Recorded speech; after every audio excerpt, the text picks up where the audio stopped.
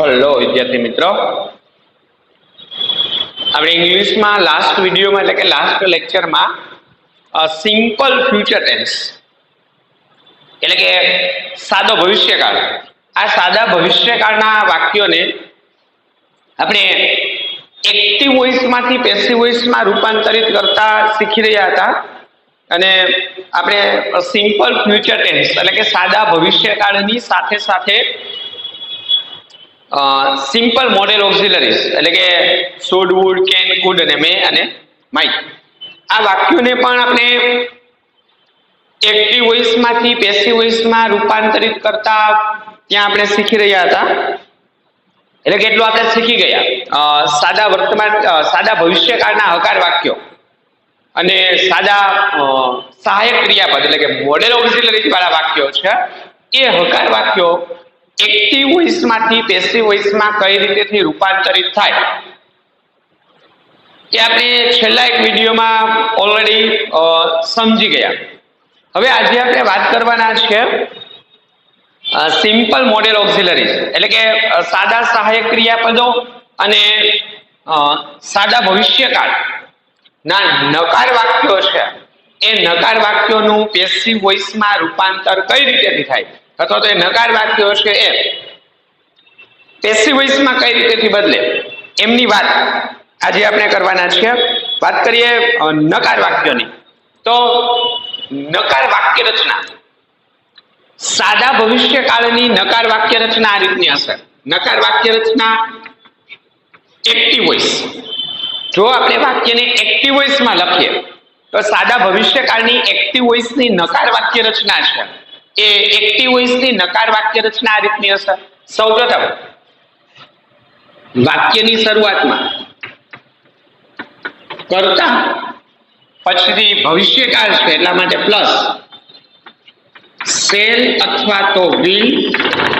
હવે વાક્ય નકાર છે એટલા માટે નોટ.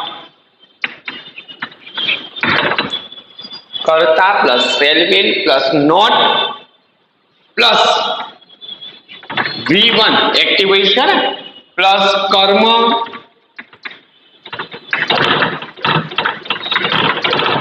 Plus OW. તો સાદા ભવિષ્યકાળની જે નકાર વાક્ય રચના છે એ નકાર વાક્ય રચના આ રીતની હશે. નાઉ જો વાક્ય પેસિવ વોઇસમાં હોય, દાખલા તરીકે આપણે વાક્ય પણ લખીએ હમણાં જે આપણે આગળના વિડીયોમાં એટલે કે આની પહેલાના વિડીયોમાં જે આપણે વાક્ય કન્ટિન્યુ લખીએ છીએ, આપણે એવું વાક્ય લખ્યું હતું ને, આઈ વિલ પ્લે ક્રિકેટ. જો એ વાક્ય નકાર હોય તો I will not play cricket tomorrow. હું આવતીકાલે ક્રિકેટ રમીશ નહીં. હું આવતીકાલે ક્રિકેટ નહીં રમું. તો વાક્ય રચના ને એમનું વાક્ય. હવે વાત કરીએ પેસિવ વોઇસની. જો વાક્ય છે એ પેસિવ વોઇસમાં હોય, સાદા ભવિષ્યકાળનું વાક્ય નકાર વાક્ય એ જો પેસિવ વોઇસમાં હોય તો એમની પેસિવ વોઇસની વાક્ય રચના કઈ રીતની હશે? તો કે ભાઈ હમણાં આપણે આગળના વિડીયોમાં જે રીતેથી હકાર વાક્ય રચના ભણી એ જ રીતેથી વાક્યની શરૂઆતમાં પહેલા કર્મ પ્લસ શેલ અથવા તો વિલ, એ કર્મ મુજબ જે કંઈ આવતું હોય એ, પ્લસ નોટ પ્લસ બી. આ તો આપણે એક્ટિવ વોઇસમાં ભણ્યા ને, બી મૂકવાનું, ખાલી એક નોટ જ નવું આવશે નકારમાં, plus V3 plus by plus કર્તા પ્લસ OW. બરાબર? તો આ રીતની વાક્ય રચના બનશે. હવે આપણે ખાલી યાદ કેટલું રાખવાનું છે,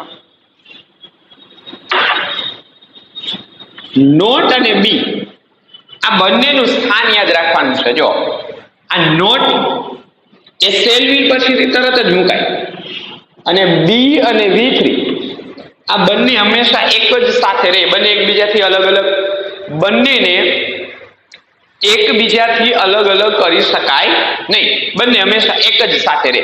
એટલે કે I will not play cricket tomorrow આ વાક્ય છે એ હમણાં આપણે પેશીમાં ચેન્જ કર્યું હતું. આમને આપણે જો અત્યારે પેશીમાં નકાર છે, આપણે એમનું હકારનું પેશી જોઈ ગયા. હવે વાત કરીએ નકાર.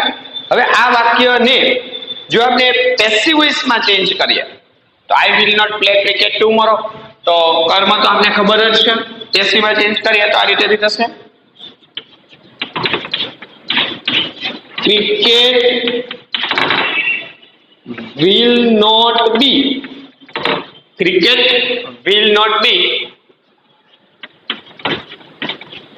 played by me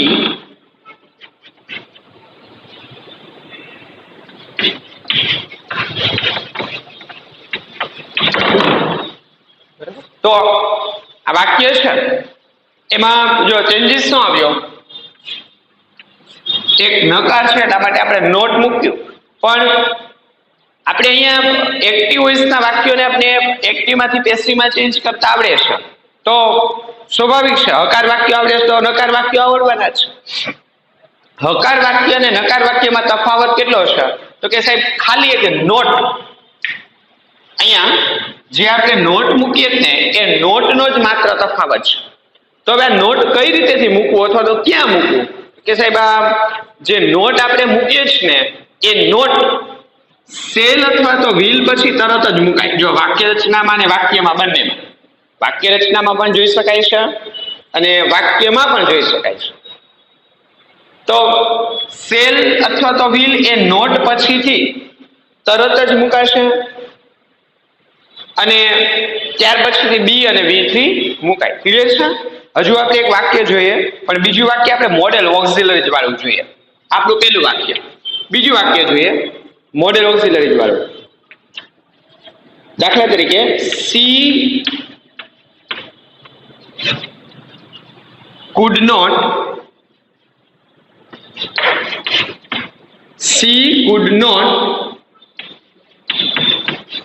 win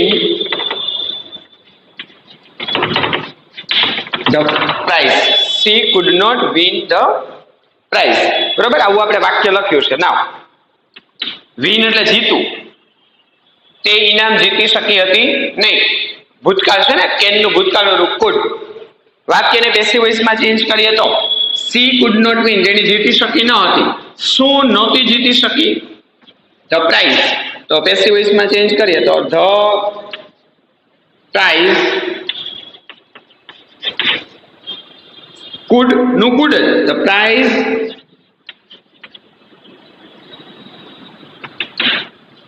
could not be.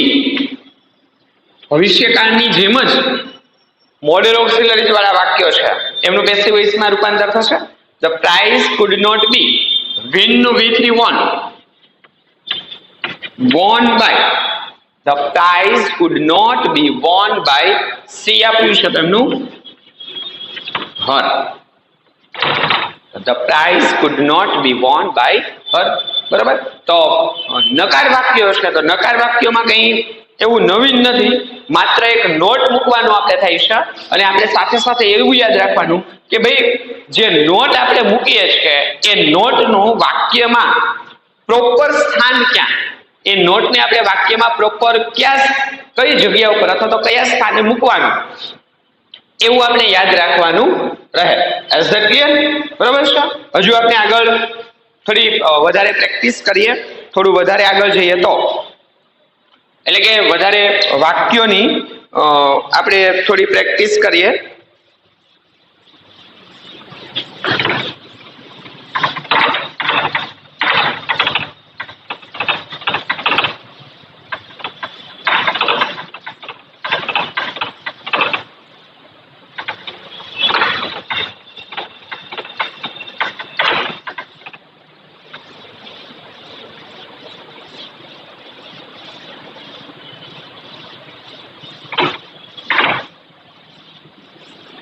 Okay, વધારે વાક્યો આપણે જોઈએ. સાદા ભવિષ્યકાળના મોડેલ ઓક્સિલરી વાળા વાક્યો. ત્રીજું વાક્ય આપણે પહોંચ્યા. વાક્ય લખીએ, she will not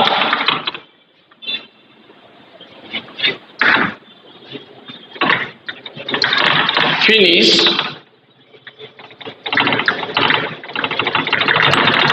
this book. She will not finish this book. Now,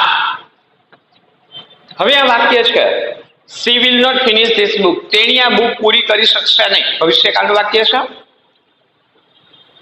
passive વોઇસમાં ચેન્જ કરીએ છીએ તો પેલા આપણે કર્તા ક્રિયાપદ અને કર્મને ગોતી લઈએ.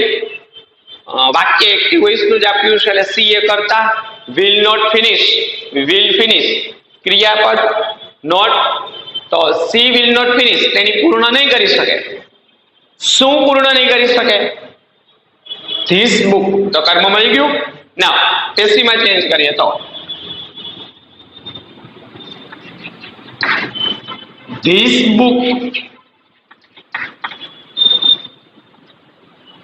this book will not be. બી મુકાશે નોટ પછીથી. this book will not be. પછી ફિનિશ નો V3 finished by. C આપ્યું છે તો her. this book will not be finished by her. તો વાક્યનું પેસિવ વોઇસમાં રૂપાંતર. ત્યાર પછી ચોથું વાક્ય જોઈએ. Sentence number 4. I cannot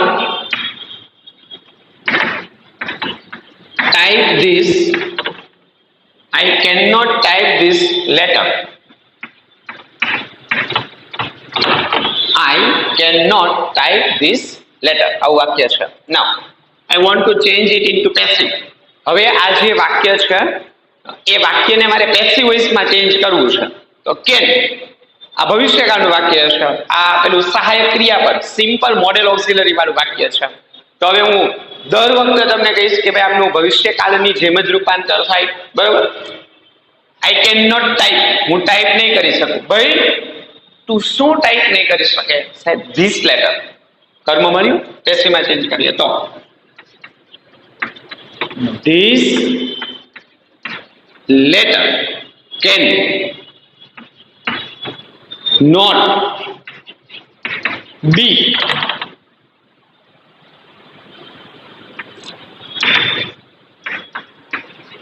typed by. I આપ્યું છે એમનું me. This letter cannot be typed by me. તો વાક્યનું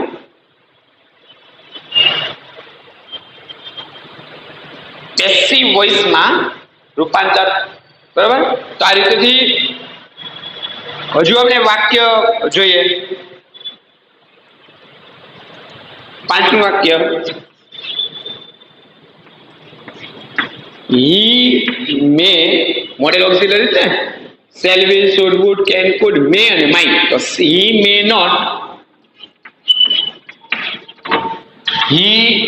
not run this factory. મે એ શક્યતા દર્શાવે કદાચ ને આ ફેક્ટરી છે તે નહીં ચલાવી શકે એવું વાક્યનું ગુજરાતી થાય.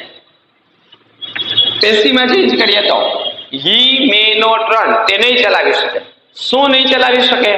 this factory. તો કર્મ મળ્યું. ના હવે આપણે એ વાક્યને પેસિવ વોઇસમાં ચેન્જ કરીએ તો this factory may not be. બરાબર? this factory may not be run no with ran RAN by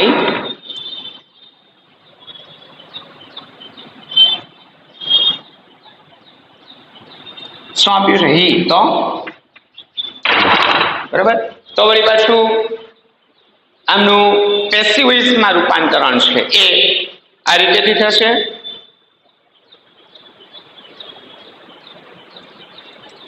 હજી વાક્ય આપણે જોઈએ ભવિષ્યકાળનું. બરાબર? હવે આપણે ભવિષ્યકાળના વાક્ય જોઈએ. ભવિષ્યકાળમાં તો ફિક્સ છે કે આ સેલ આવતું હશે અને કા વિલ આવતું હશે અને મોડેલ ઓક્સિલરી જશે. તો કેન આવતું હોય, કુડ આવતું હોય, વુડ આવતું હોય, મે આવતું હોય કે માઇટ આવતું હોય. વાક્ય જોઈએ.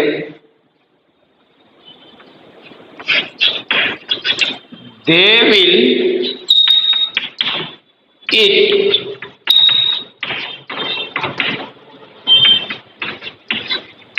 પાણીપુરી. તેઓ પાણીપુરી ખાશે. ખાધી નથી, ખાવાના છે સાંજના. બરાબર.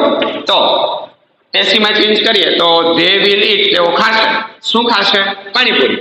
તો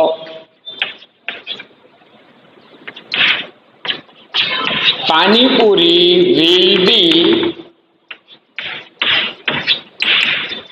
eaten by, they આપ્યું છે એમનું them.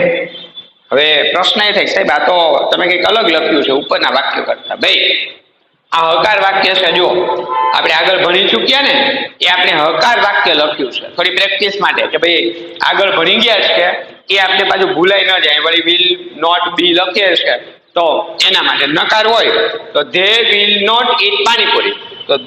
તો panipuri will not be eaten by her. જો માત્ર અહીંયા નોટ જ મૂકવાનું છે, બંનેમાં બીજું કંઈ કરવાનું જ નથી. ખાલી તમે નોટ મૂકી દો ને એટલે વાક્ય છે એ નકાર બનશે. અને ભવિષ્યકાળમાં પણ સેમ એ જ રીતેથી નકાર વાક્ય બનાવવા માટે કંઈ આપણે નવીન પેલું આવતું જ નથી. જે કંઈ છે એમાં નોટ મૂકી દો એટલે ભવિષ્યકાળના વાક્યનું નકારનું રૂપાંતરણ થઈ જાય. બરાબર છે. તો આ સાદા ભવિષ્યકાળના નકાર વાક્યો અને એમનું પેસિવ વોઇસમાં રૂપાંતરણ. હવે આપણે વાત કરીએ સિમ્પલ ફ્યુચર ટેન્સના પ્રશ્નાર્થ વાક્યો ની એમની વાક્ય રચના અને એમના થોડા વાક્યો જોઈ લઈએ કે ભાઈ સાદા ભવિષ્યકાળના જો પ્રશ્નાર્થ વાક્યો હોય તો સાદા ભવિષ્યકાળના પ્રશ્નાર્થ વાક્યોનું પેસિવ વોઇસમાં રૂપાંતર કઈ રીતે થશે અથવા તો એ વાક્યો છે એ પેસિવ વોઇસમાં કઈ રીતેથી બદલશે એમની આપણે વાત કરીએ અથવા તો કઈ રીતેથી પરિવર્તિત થશે.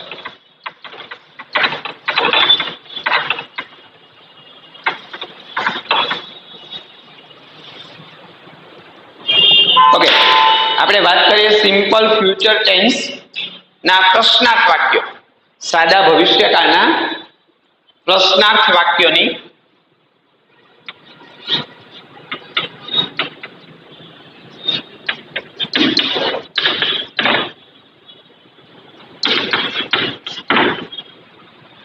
સાદો ભવિષ્યકાળ અને એમના પ્રશ્નાર્થ વાક્યો.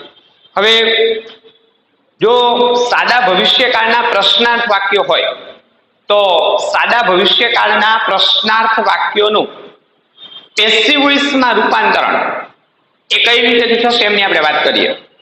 સાદા ભવિષ્યકાળના જે વાક્યો છે એમની પેસિવ વોઇસની સૌપ્રથમ આપણે એક્ટિવ વોઇસની વાક્ય રચનાની વાત કરીએ કે ભાઈ સાદા ભવિષ્યકાળની પેસિવ એક્ટિવ વોઇસની વાક્ય રચના આ રીતની હશે. વાક્યની શરૂઆતમાં સૌપ્રથમ શેલ અથવા તો વિલ પ્લસ કર્તા પ્લસ V1 કંઈ નથી, માત્ર શેલ વિલ જ વાક્યની શરૂઆતમાં આવશે. એટલે શેલ વિલ પ્લસ કર્તા પ્લસ V1 પ્લસ કર્મ પ્લસ OW અને અન્ય શબ્દો પ્લસ વાક્યના અંતે પ્રશ્નાર્થ ચિહ્ન શેલ વિલ પ્લસ કર્તા પ્લસ V1 પ્લસ કર્મ પ્લસ OW પ્લસ વાક્યના અંતે પ્રશ્નાર્થ ચિહ્ન. આ રીતની એક્ટિવ વોઇસની વાક્ય રચના હશે. હવે આપણે પેલું વાક્ય લખતા હતા ને આઈ વિલ પ્લે ક્રિકેટ અથવા તો he will play cricket tomorrow, એનું જો પ્રશ્નાર્થ વાક્ય બનાવે એક્ટિવ વોઇસનું તો આ રીતની હશે. Will he play cricket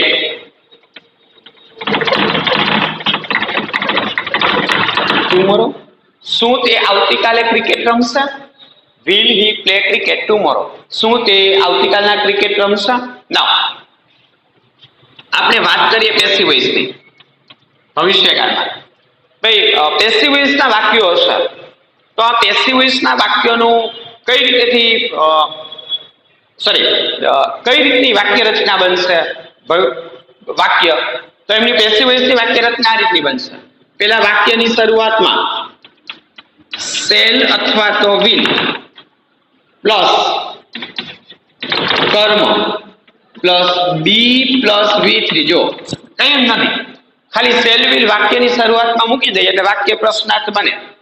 એટલે સેલ વિલ પ્લસ કર્મ plus be plus V3 plus by plus કર્તા plus OW plus question mark. બરાબર. હવે આ વાક્ય છે, આ વાક્યને આપણે આની મુજબ પેસિવમાં ચેન્જ કરીએ તો વિલ ક્રિકેટ પછીથી બી પ્લેનું V3 પ્લેડ બાય કર્તા તરીકે ઈ છે તેમની કર્મ વિભક્તિ હિમ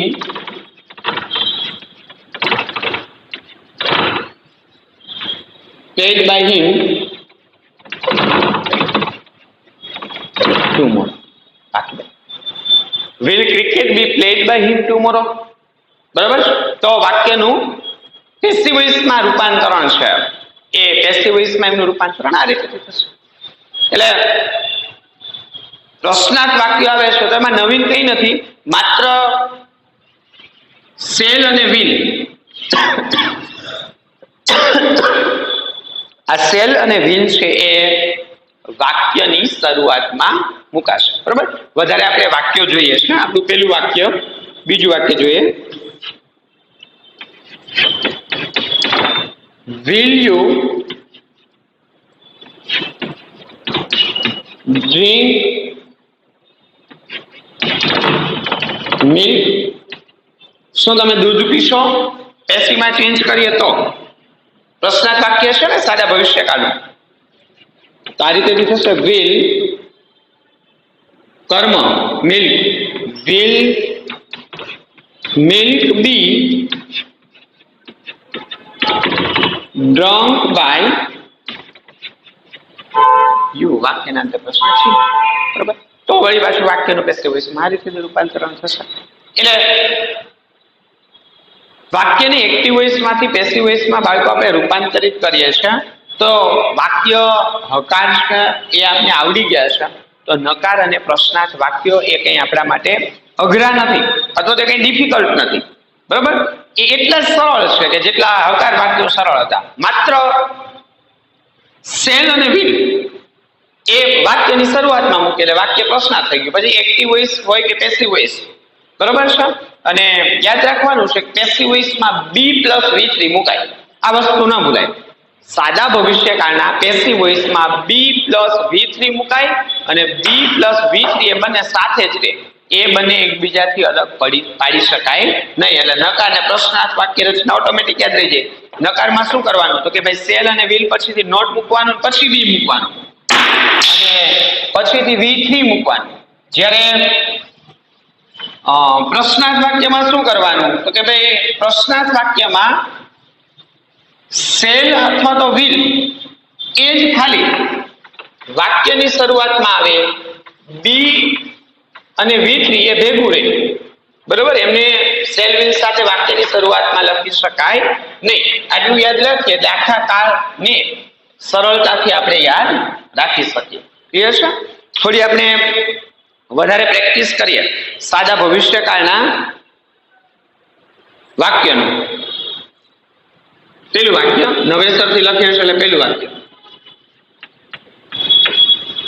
will you read this book? Will you read this book? કઈ વોઇસનું વાક્ય લખ્યું છે? will you read this book. સાહેબ એક્ટિવ વોઇસનું વાક્ય છે. કેમ તો કે અહીં કરતા છે ને, will you read this book, અને આમાં બી નથી એટલે આપણે ઓટોમેટિક ખબર પડી જાય કે આ તો એક્ટિવ વોઇસનું જ વાક્ય છે. પેસિવ વોઇસ હોય તો બી આવવું જોઈએ ને. વાક્ય કેવું છે? પ્રશ્નાર્થ. નાવ હવે આપણે આમને પેસિવમાં ચેન્જ કરીએ છીએ તો ધીસ બુક, કર્મ મળી ગયું ને, this book will you read, તમે વાંચશો. શું વાંચવાની વાત છે? This book. તો ધીસ બુક સાહેબ ભૂલ થાય છે હો.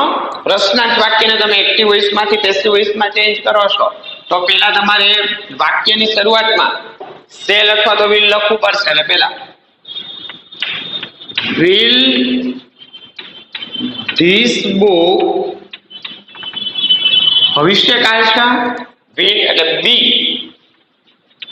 રીડ, યાદ રાખો રીડના ત્રણેય રૂપો એક જ સરખા થાય. રીડ, રેડ, પ્રોનાઉન્સિએશન એટલે કે એમનું ઉચ્ચાર અલગ થાય પણ લખાય સરખી જ રીતે.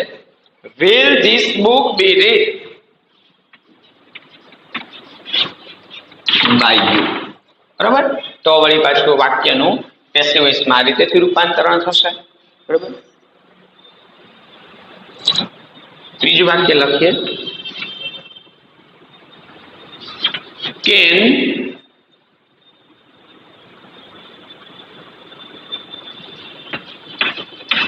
Gita, can Gita sing a song, શું ગીતા એક ગીત ગાઈ શકશે?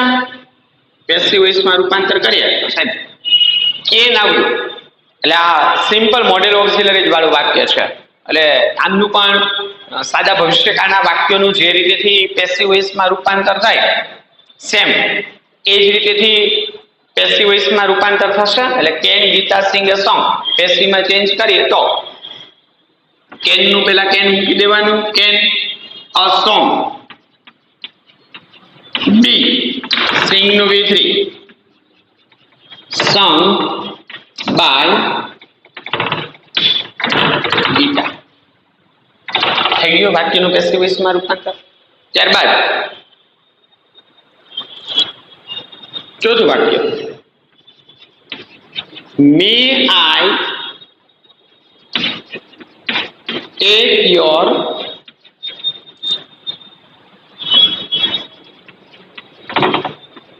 બુક, પરવાનગી માંગવા માટે મેનો ઉપયોગ થાય ને. મે ટેક યોર બુક, શું હું તમારી બુક લઈ શકું? મોડેલ ઓક્સિલરી છે ને તો ભવિષ્યકાળના વાક્યો છે એમનું જે રીતેથી પેસિવ વોઇસમાં રૂપાંતરણ થાય સેમ એ જ રીતેથી આ વાક્યોનું પણ પેસિવ વોઇસમાં રૂપાંતરણ થશે.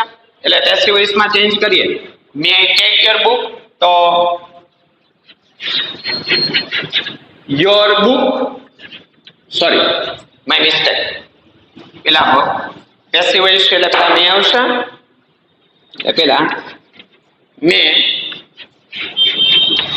Your book be taken by me. આ રીતેથી પેસિવ વોઇસમાં વાક્ય છે એમનું રૂપાંતરણ થશે. પાંચમું હજુ આપણે વધારે વાક્ય જોઈએ.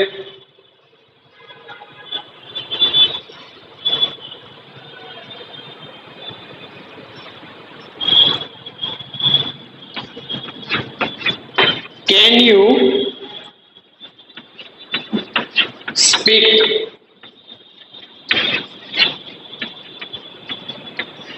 English?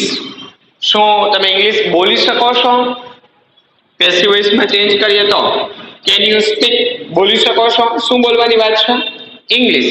તો પેસિવ વોઇસમાં ચેન્જ કરીએ તો ઇંગ્લિશ, સોરી ફરીથી મારી ભૂલ થઈ જો. પ્રશ્નાર્થ વાક્ય છે તમારે પેલા કેન લખવું પડશે ને એટલે કેન ઇંગ્લિશ બી સ્પીક નું V3 spoken, can English be spoken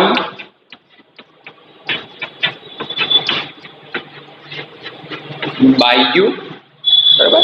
તો ભવિષ્યકાળ અને મોડેલ ઓક્સિલરી વાળા જે પ્રશ્નાર્થ વાક્યો છે એ પ્રશ્નાર્થ વાક્યોનું પેસિવ વોઇસમાં રૂપાંતરણ છે એ આ રીતેથી થશે. ક્લિયર છે? હવે આપણે વાત કરીએ પ્રશ્નાર્થ વાક્યો જોઈએ છીએ ત્યારે ભાઈ વેન, વાય કે એમના વાળા પ્રશ્નાર્થ વાક્યો આવે એટલે કે WH વાળા જો પ્રશ્નાર્થ વાક્યો આવે તો એ પ્રશ્નાર્થ વાક્યો છે એ પ્રશ્નાર્થ વાક્યોનું કઈ રીતેથી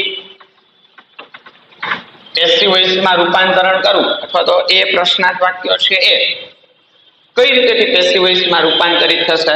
દાખલા તરીકે તમે મને એમ પૂછો કે સાહેબ, દાખલા તરીકે સાહેબ તમે શા માટે ઇંગ્લિશ ભણાવો છો, બરાબર? તો અથવા તો શા માટે તમે ઇંગ્લિશ ભણાવશો, તો તમે મને આમ પ્રશ્ન પૂછો ને, શા માટે એટલે વાય વિલ યુ ટીચ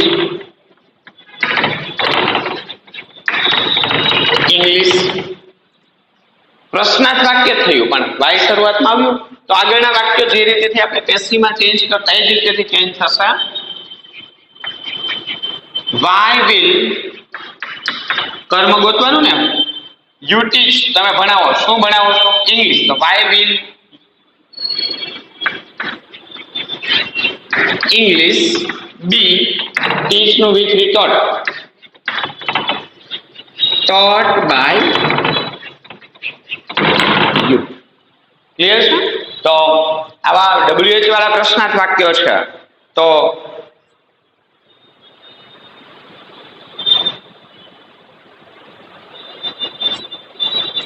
એમનું પેસિવ વોઇસમાં રૂપાંતરણ છે એ આ રીતેથી થશે.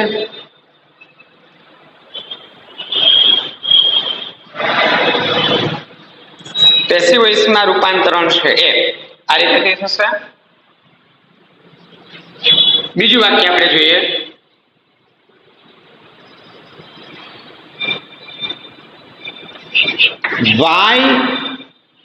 વેન થી આપણે બીજું વાક્ય લખીએ, વેન થી અથવા તો વેર થી લખીએ. When will you put my bag here? તમે મારી બેગ છે અહીંયા ક્યારે મૂકી? તો હવે આમનું આપણે પેસિવ વોઇસમાં રૂપાંતર કરીએ તો પેલા વેન, પછી વિલ નું તો વિલ મૂકી જ દેવાનું છે. યુ પુટ માય બેગ, તો માય બેગ એ કર્મ થયું. તો when will my bag be put by you here. પેલા આપણે વાક્યોને, પ્રશ્નાર્થ વાક્યોને જે રીતેથી પેસિવ વોઇસમાં રૂપાંતરણ કરતા એ જ રીતેથી આ વાક્યોનું પણ પેસિવ વોઇસમાં રૂપાંતરણ થશે.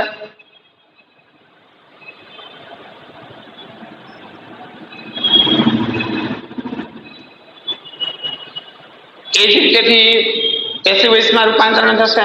માત્ર તફાવત કેટલો તો કે ભાઈ વેન કે વાય કે વેર આ જે શબ્દ આવતા હોય એ વાક્યની શરૂઆતમાં મુકાશે. પછી મોડેલ ઓક્સિલરી જોઈએ તો એના વાક્યોનું પણ પેસિવ વોઇસમાં રૂપાંતરણ છે એ સેમ આ જ રીતેથી થશે. બરાબર છે વિદ્યાર્થી મિત્રો? અહીંયા આપણો સાદા ભવિષ્યકાળનું પેસિવ વોઇસમાં રૂપાંતરણ એ પૂર્ણ થયું. 3 સાદા કાળનું પેસિવ વોઇસમાં આપણે રૂપાંતરણ શીખ્યા છે અને એક મોડેલ ઓક્સિલરી વાળા વાક્યોનું પેસિવ વોઇસમાં રૂપાંતરણ શીખ્યા છે. ઓકે, આજે આપણે અહીંયા સુધી રાખીએ છીએ.